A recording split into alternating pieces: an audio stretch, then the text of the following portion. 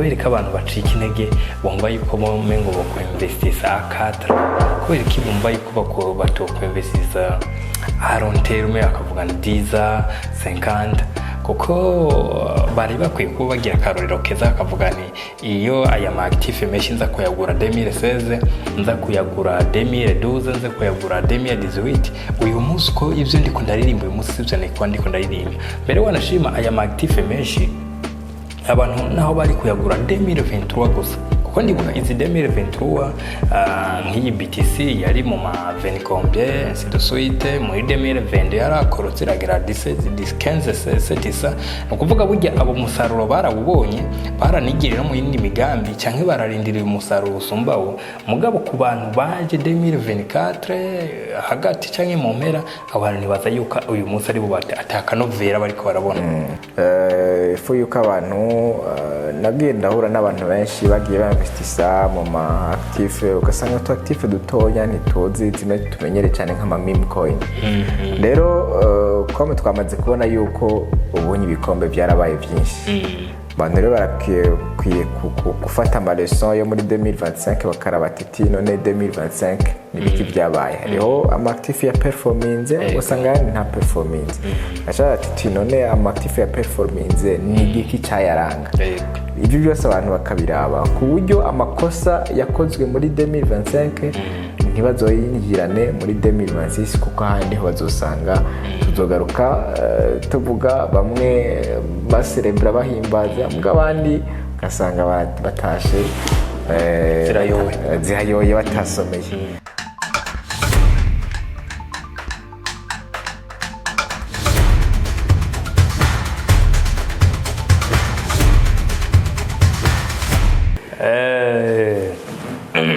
Bano wanyiba we talk business turabaramukije aho muherereye hose uyu munsi tubazaniye deba turi December turarangije umwaka wa 2025 ese guhera 2020 guhera 2024 abantu bari biteze iki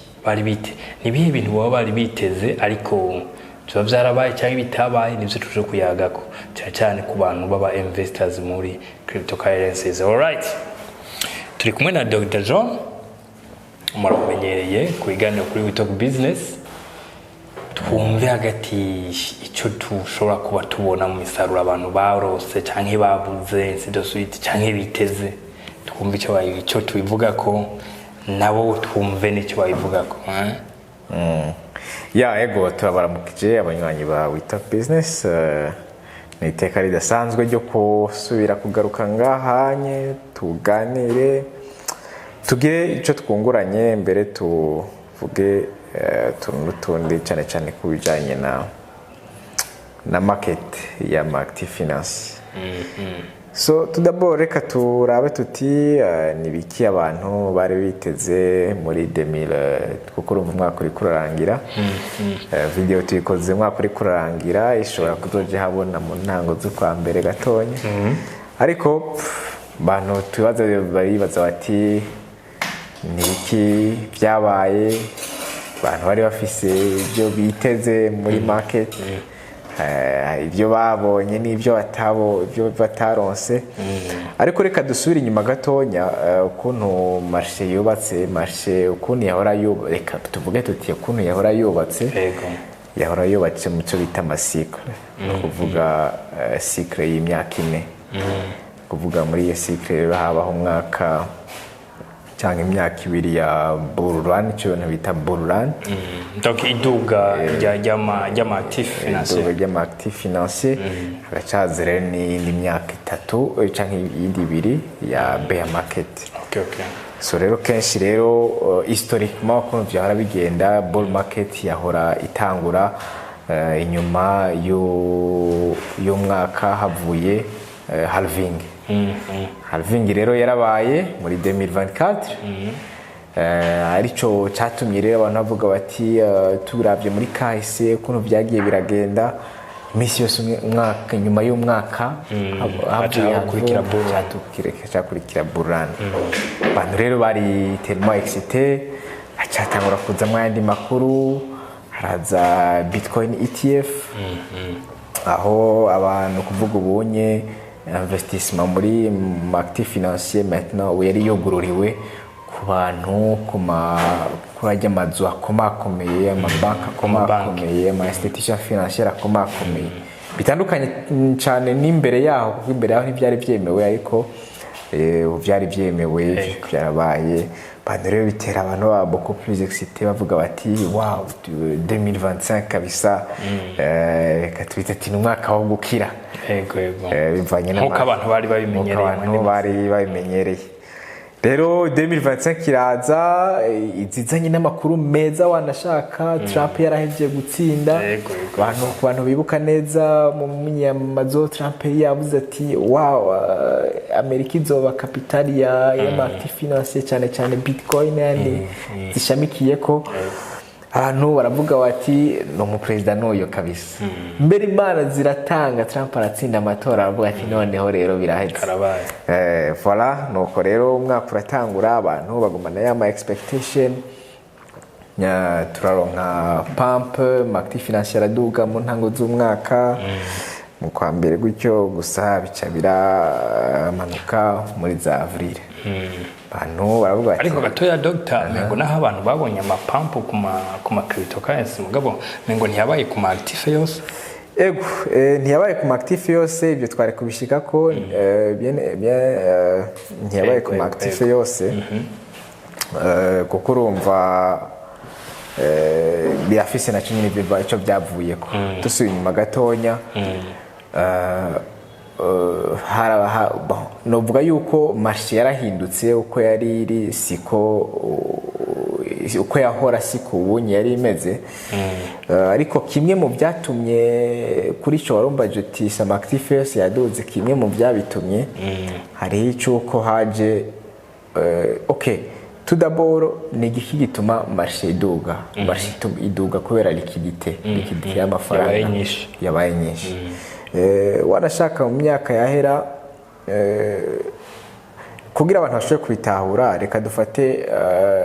nk'ibikombe nk'isorori y'amazi kugira ushobore kuzuza kare byahora bikunda yuko wuzuza ibyo bikombe dufate nk'ibikombe bitatu gafata ya sororo ukayuzuza amazi ugasuka muri gikombe kimwe bya bikombe byose byuzura ariko iyo haje ibikombe 10 birumvikana neza canke 20 canke 30 birumvikana neza yuko kugira uringanize uza gusanga muri gikombe kimwe cyose hatagiyemwo amazi akwiye so rero ivyo no bigiranye nk'ibyabaye kuko havutse ico bita ama-coin menshi cyane ibyo nabyo byatumwe n'iki byatumwe na creation canke platform nshasha yari heje kuvuka yitwa pump.fun iyo pump.fun rero ni application yari ije gufasha ku buryo umuntu wese umwanya shakiye ko wose nuno munsi birakunda ashobora gukreya coin Dr. twibukanye guhera 2009 kugeza 2014 abantu ntibari bafise access nini yo creatinga ama cryptocurrency ariko guhera 2015 ku muzo wa blockchain ya Ethereum ako kantu gatangura kuba novuga nti akorohera abasanzwe bafise ubumenyi muri blockchain bo hama za donc hagati yo interval ya 2015 na 2020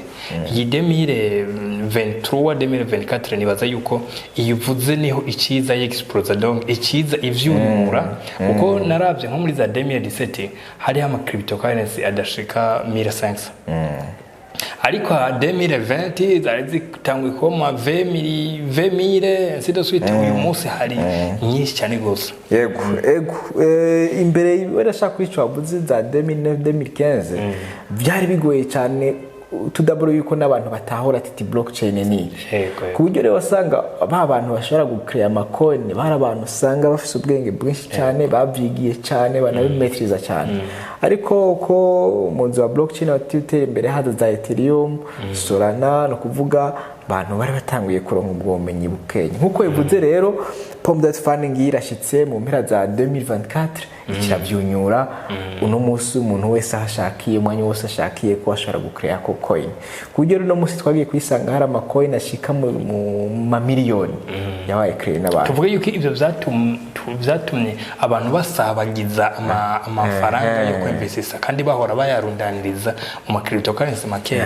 nico nyene imvo niyo nyene kuko abantu kare bahora bashira ya liquidité y'amazi nakubwira bakayashira mu bikombe bikeya ariko ubu hamaze kuza ibikombe byinshi urumva yuko kugira bya bikombe kugira ni kibazo bica bitera ni kibazo kiri haza ko ni kibazo kiri beaucoup plus fondamental mbere no vuga yuko kinahambaye cyane banki ya Amerika wako nisanzwe ikora nayo nyene ikora mu macycle hariho cycle iba iriko inovuga irakura amahera muri circulation na cycle iba iri kirinjecta amahera muri circulation biza kudushikana kuri conclusion tuzahogira mu mpera tuvuga tuti mbe nigiki twa kwitega muri kazoza ka hafi canke ka imbere rero bihurana neza yuko muri 2024-2025 kuva nashaka za 2022 inyuma ya corona banki ya Amerika yari itanguye kugira ane gukura amafaranga muri circulation kuko inflation yari iri hejuru no kuvuga itangura gukura amafaranga muri circulation byumvikana neza yuko market canke amactif financier aduga kubera ya liquidité twavuga ya liquidité y'amafaranga twavuga no kuvuga rero naho zishaka zikaduga gute muga mu gihe banki yo yiri kirakura amafaranga muri circulation urumva yuko byanka bikunda hari ingaruka biba biriko biragira kuri ya market kuri performance ya marché so rero nuko banki hazi ico urumva hari iyo facture yuko abantu bashobora gukrea ama coin hakacabwira ko ni facture yuko abantu banki ya Amerika iri kirakura amafaranga muri circulation nuko voilà rero abantu ibyo bari biteze ntibabibona hacaza rero kandundura itariki 10 z'ukwezi kwa 10 nyene ni itariki tazigira yibagirana mu mateka y'amactif financier aho habaye icyo bita liquidation event itari bwigere ibaho muri marché y'amactif financier voilà no kuvuga amactif arakoroka ku rugero rutari bwabeho ugasanga active zahora zikomeye ikorotse 90% 80% zimwe ziranakoroka no kuyarenga ku buryo abantu bose bagira ubwoba ntibamenya ibiriko biraba ariko baragerageje kugira nuno munsi abantu ntibarahuriza ko icyabitumye yego ivyo byose rero bica bitera bigira nte bigabanura icizere abantu bari bafitiye marché nuko rero umwaka uraheze abantu ibyo bari biteze ntibabibona gusanga mbere bari no muri moi ntiba yayo bari barashizeyo voilà nivyo byabaye umva ariko doctor turiko turabiraba hari ama active yashoboye kwihagararako hariho n'abantu baca bibaza eske iyi periode navuga nti sumba zose irimwo yo gusirikira 120 gatreve 90 eske tuyite ni correction yerekeza hehe ko tubona navuga yuko yavuye muri za 30 za 20 kaduga mugabo ntihagire ivyo bidugana eske tuvuge yuko twavuga yuko iyi correction izoyerekeza mu kurenga iryo 120 cyangwa izoyerekeza imanuka okay no munsi abantu benshi barayita wabivuze neza cyane hari abayita correction hari abayita bear market urumva babivuga mu buryo butandukanye rero ariko je ukuntu ndayita mandi bashaka kuba babona ukundi je ndayita correction correction rero itandukanye na bear market correction igihe marché igira correction nyene hama kugira yitaze ni nka muntu yitaza kugira ashobore gusimba uruzi agasimbira kure cyane gose rero je ndavyita yuko marché irikiri itaze gusurumva nuko abantu atari byo bari bamenyereye rero ino periode jewe navuga yuko ari nka periode umuntu cyane turi mu mpera z'umwaka ariko sinibaza yuko correction irahera neza ngerageje gukora analyse cyangwa nkifashisha n'analize y'abandi bantu ubona shaka nkurikirana hari abavuga yuko dushobora kugira correction ikadushikana kuri bottom ya za 75 cyangwa entre 75 na 80 aho akaba ariyo bottom comme ça dushobore kwinjira muri 2026. Ico kintu uvuze cyuko iyo wari correction atari bear market mengo ndiko ndagereranya amasikre abiri tuvuga twagerageje kubona mengo navuga yuko ico kintu ari ukuri kuko ndibuka 2017 muri December iyi active nsumba zose BTC yavuye kuri 19 quelque mu minsi itarenga amezi abiri gusa yari imaze kuba imanuka ikava kuri 19 iramanuka irashika muri za 6000 quelque. Donc 2020 naho nyine twakubitije amaso muri za Novembre za Octobre yarashoboye kuva kuri za 68 iramanuka irashika muri za 30 za combien. Donc ntitwobigereranya simbona yuko mengo rero tukaje tubigereranya nibi byo kuva kandi imaze kumanuka ntiyasuye kugera retour mugabo uyu munsi irashika 80 c'est de suite c'est que simbona yuko mengo abantu bovyitiranya no kutubona ira 70 sandisi nani gasubira kugira kuko bear market iba iteye ubwoba mbere wanashima n'ikindi kintu nabonye muri bear market ikindi kintu nabonye gikunda kwa karakteriza ama platform y'ama échanger ayagenda ntabura kubera iki aba yamaze kubura ama liquidité kubera abantu baba bakuyemo ama liquidité mugabo guhera nibutsa abantu yuko 2020 twarabonye imwe mu mashanjere yari muri ane ya mbere akomeye ku isi yagiye ariko kugeza uyu munsi ntayo turabona muri periode ya 2024-2025 hariho échanger kuvuga ngo yabuze liquidité iratumutse. Donc nibaza yuko ko kana abantu ahubwo ikibazo abantu baguma bibaza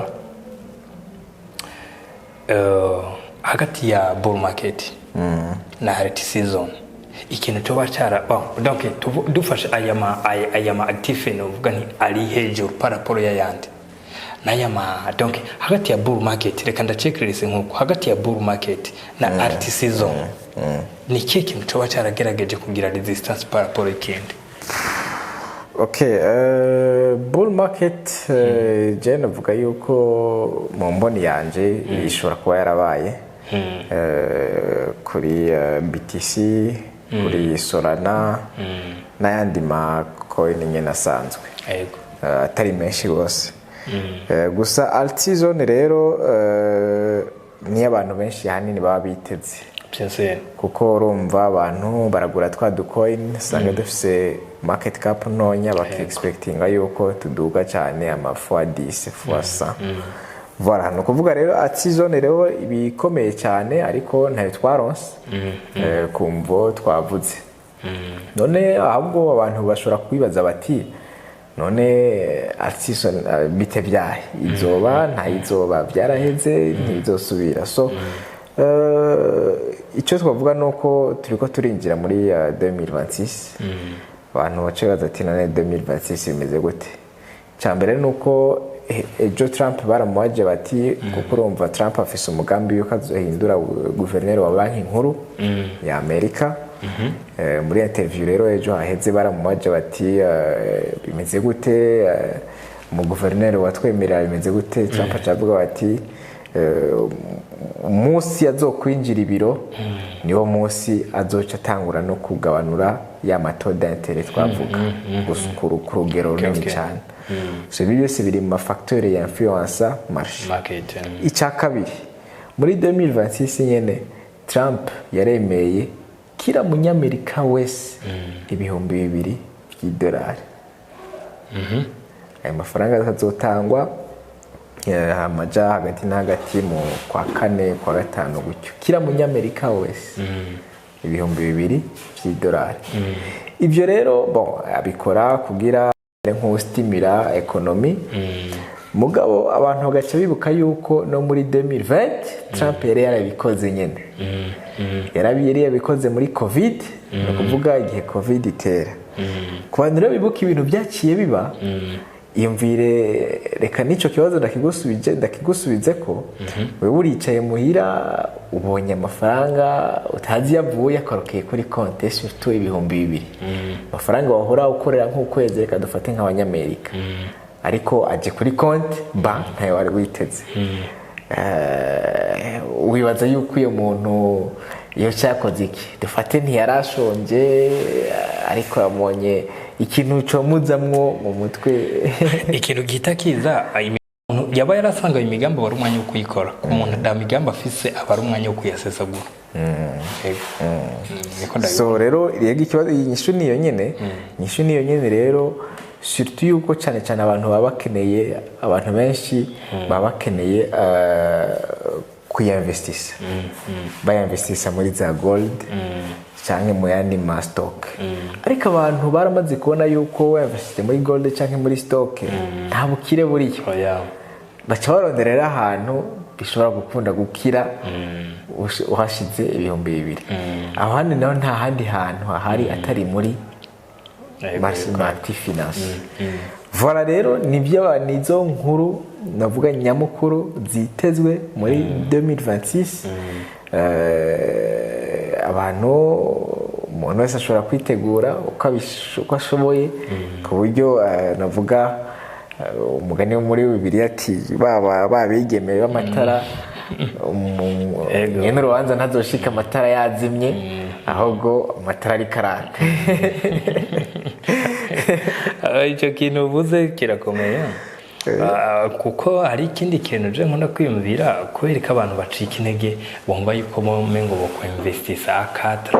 kubera ko bumva yuko batokwinvestisa long term akavuga 10 50 kuko bari bakwiye kuba bagira akarorero keza akavuga ni iyo aya ma active menshi nza kuyagura 2016 nza kuyagura 2012 nza kuyagura 2018 uyu munsi ko ivyo ndiko ndaririmba uyu munsi sivyo ndiko ndaririmba mbere wanashima aya ma active menshi abantu naho bari kuyagura 2023 gusa kuko ndibuka izi 2023 nk'iyi BTC yari mu ma 20 combien ainsi de suite muri 2020 yarakorotse iragera 15 nukuvuga burya abo musaruro barawubonye baranigirira mu yindi migambi canke bararindiriye umusaruro usumbawo mugabo ku bantu baje 2024 hagati canke mu mpera abantu nibaza yuko uyu munsi ari bo ataka novera bariko barabona donc uwari we wese rero ashobora kwidoga canke akagira iki mugabo uwari we wese bivana n'igihe yaziye donc rero je mu byo novuga yuko abantu kamwe barakwiye kugira resistance kandi abo bantu babura resistance ni muri ba bantu batazi gutandukanya amafaranga y'umuntu n'amafaranga ya business ko amafaranga ya business ndakunda kuvuga ni hajya uvuze yuko amafaranga ya business ujya business suppose ko ari umuntu none ujya muntu ko amafaranga yiwe wari kugenuka ya mwaka donc na business rero wari ukwiye kuyubaka ukumva yuko ari business mugabo atari ikintu uvuga ngo umunsi ngo ndakuye no kuko business ujye umaze kuyubaka ikintu warure kuri gukurayo zari inyungu mugo umuteye ukawureka kuko umuteye niwo ukuraza kuba wishe business donc ari abantu barakwiye ibyo bokora byose ama investment yose bakora bakabaho baze gutandukanya amafaranga yabo n'amafaranga ya business alright ego hari ikindi kintu naco gihambaye tutogenda tutavuze ifu yuko abantu nagiye ndahura n'abantu benshi bagiye bainvestisa mu ma active ugasanga tu active dutoya ntituzi zimwe tumenyere cyane nk'ama meme coin rero comme twamaze kubona yuko ubunye ibikombe byarabaye byinshi abantu rero barakwiye gufata ama leçon yo muri 2025 bakarabati none 2025 nibiki byabaye hariho ama active ya performance usanga nta performance acha ati none ama active ya performance nigiki cyayaranga ibyo byose abantu bakabiraba ku buryo amakosa yakozwe muri 2025 ntibazoyinjirane muri 2026 kuko handi ho bazosanga tuzogaruka tuvuga bamwe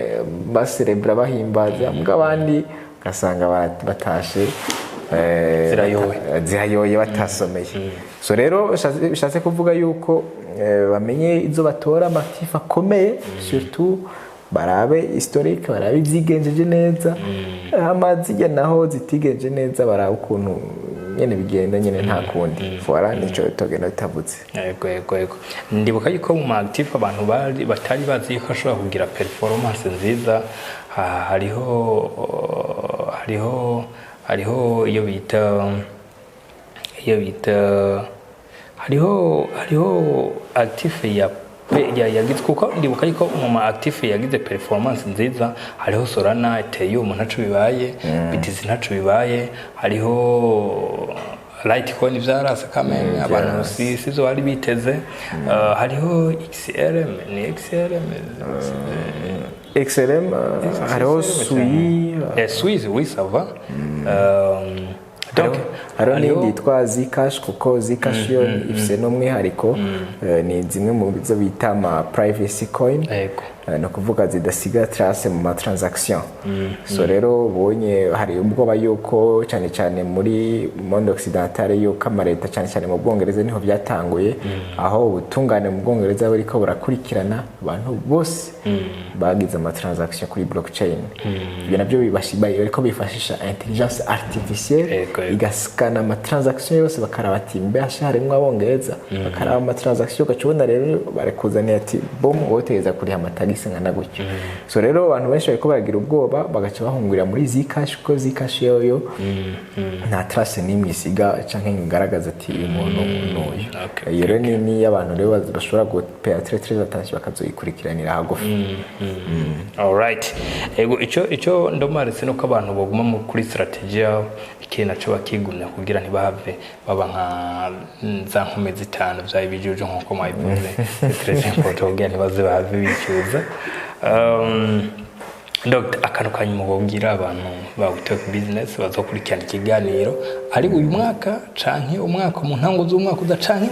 mu mpera z'umwaka mu bazovuga nti ibi bintu mugabo twari hari icyo twagize kubyumva ko kuri Talk Business naka akajambo kanyuma nuko abantu twabandanya twiga abantu tubandanye turondera ubumenyi kuko ubumenyi nico kintu cyambere gihambaye amahagize ikiba canke ya muri business yari yose umuntu akagerageza gutahura ati mbe ni giki cyabitumye kuko hama hariho imvo.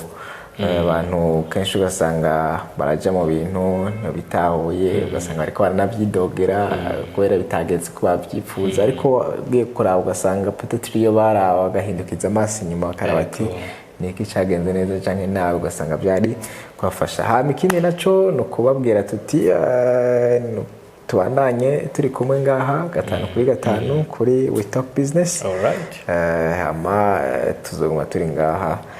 twungurana tugira ico do hanahaye ibyo sire twiga misi yose kugira turonke ico duhereza abanywanyi ba We Talk Business. Alright. Bo reka tubasezere akantu gatoya cyane nababwira kudacika intege no kuri ikintu ntuhave wicuza uyu munsi ahubwo gikore uzofume wicuza ati naragikoze nticyagenda ko nashaka mugabo ntuzoca uja mu mugwi w'abandi bazicuza kubera batanabimenye. Kindi naco harura imyaka 10 iheze ikintu ubona wicuza ntuzohava ucicuza no mu myaka 10 ikurikira. Alright, tubasezere turabakunda. Subscribe, like, ngire partage kubigiranira tugira kuko bifitiye inyungu wewe n'abandi bazoyibona ku bwawe naho bikaba karusho gusumba. Ciao ciao.